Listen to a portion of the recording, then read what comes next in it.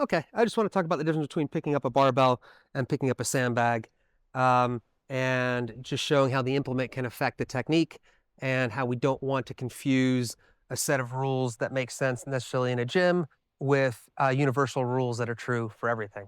So, if I were going to pick up a barbell, if I was going to teach someone to pick up a barbell, first I'd have them check their stance. I'd say, okay, well, you want your feet probably about hip width apart, so something like that, and then you want to check your distance. I might say, well, bend your knees. And if you bend your knees, you should just about be able to touch the barbell with your shins.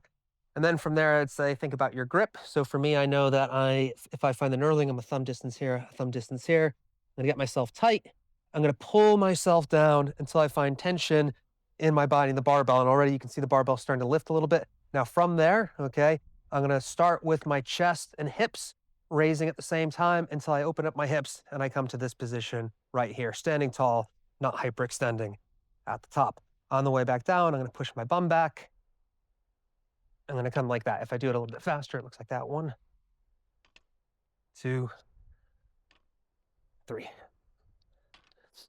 So that's how I would teach someone to do a deadlift in a gym setting. And there's a lot of reasons for that. In a gym, you have to think about health and safety. You know, you have very specific credentials that might teach you to teach a barbell lift in a certain way. You know that you're going to have certain uniform factors, like if you're using Olympic plates or bumper plates, you know that they're going to be a certain height. You know there's going to be a standard barbell. There's all these things that mean that you can kind of generalize how you're supposed to lift a barbell.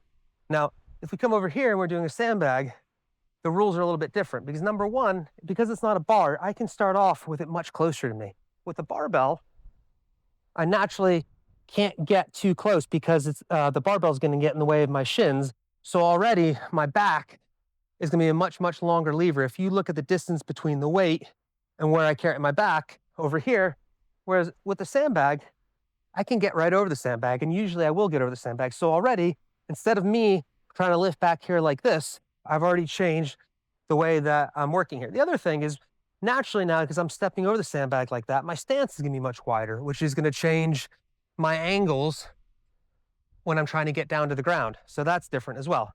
My grip isn't going to be universal because the sandbag is never the same twice. So I need to spend some time down here sort of finding a grip that feels good.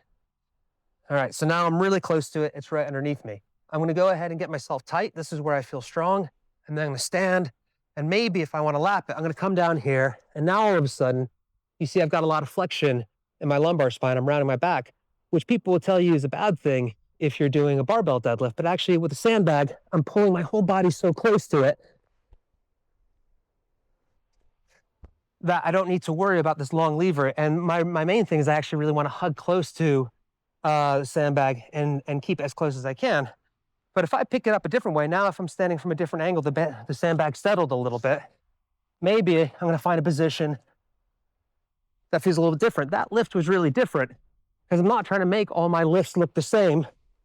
What I'm trying to do is I'm trying to adjust my body to what the sandbags give me at this particular time. I'm not always even going to lift it the entire way. If I lift a sandbag this way, all of a sudden it's entirely different than if I lift it this way or I lift it this way.